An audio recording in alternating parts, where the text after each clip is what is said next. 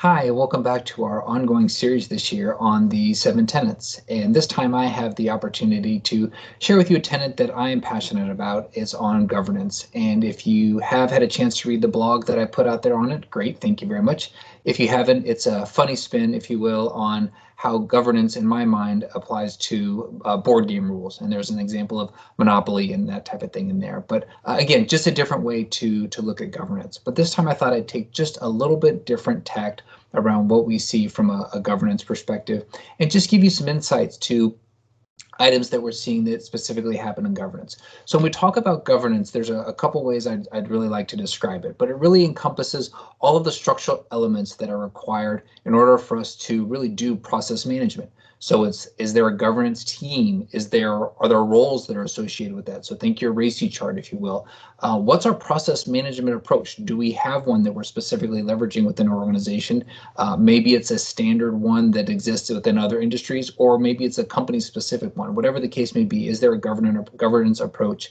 And really, what's our interaction model? How do different process owners, process stewards, how do they interact with one another? Which really goes back to what our governance team for an organization might look like. So when I think about governance, it's really, again, the rules that we have to play by, the rules that are established. And that's why I think the board game analogy that I mentioned in my blog works well, is because we all need to play by the same rules. If we're all playing by the same rules, we might not like the rules, but at least we know we're hopefully playing by the same rules. But what I thought I would do is just give you a little bit of a different spin. And Holly had a research study that was done in November of 2020 that really talks about this talks about the 7 tenets in general, but also talks about governance in general. And a couple items really popped out that I thought that I would just quickly share with you. There was a question asked around documentation standards, and in the example there, almost 45% of the organization said we had enterprise-wide documentation standards. About 40% said that they're enterprise or business unit related, their business unit department related, and the last percentage there really talked a little bit about their ad hoc. What we find interesting, as I mentioned, that the largest percentage, 45%, said that they had enterprise-wide documentation standards.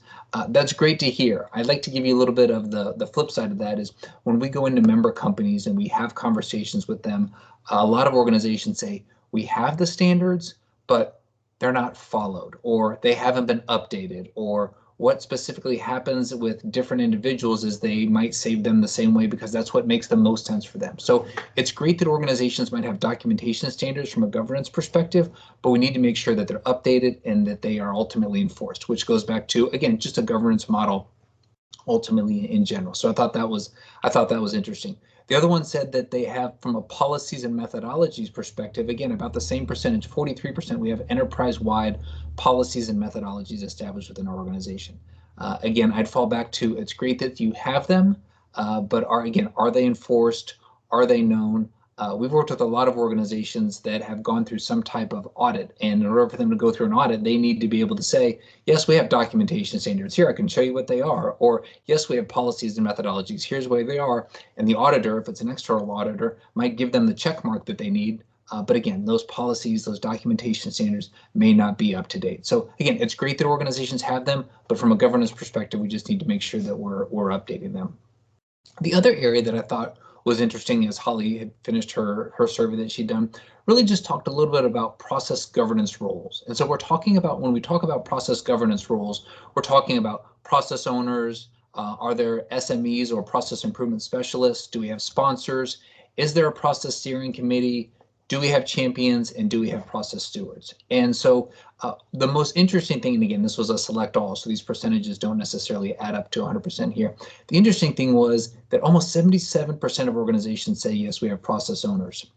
Almost 35 say we have sponsors. 33 say that we have a process steering committee, and only about 14 say that they have process stewards. So a couple items jumped out to me, and I'll call those percentages out again.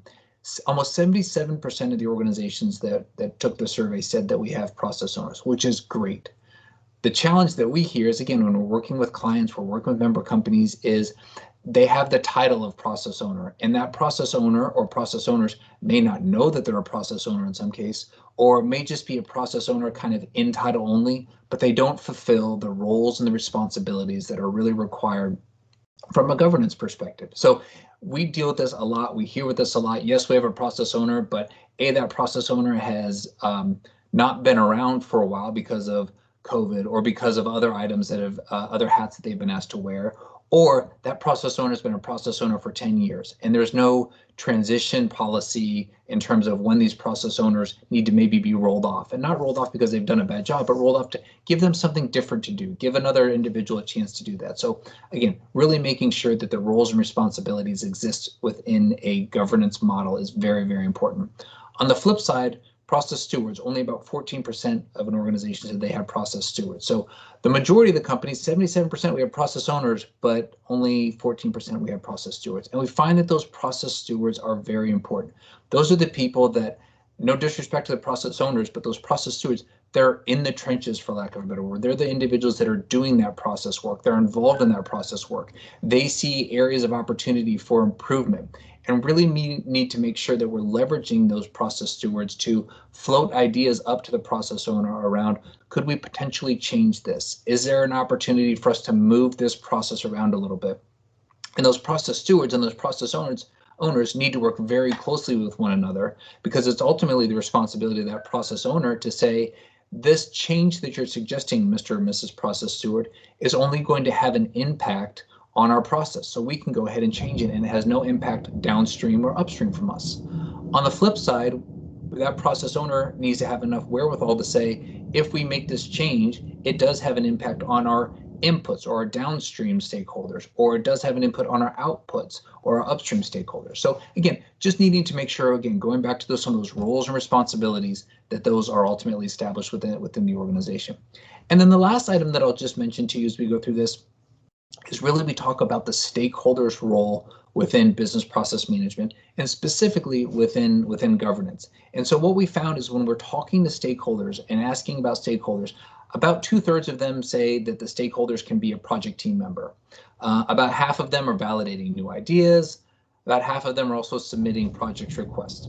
The interesting thing was that only about 1/3 of them say that they're really involved in the advisory role from a project selection perspective. So when it comes to a governance model, I'd like to just back up for a minute. When it comes to a governance model, that governance model needs to also really understand, well, what role do we play from a process improvement perspective?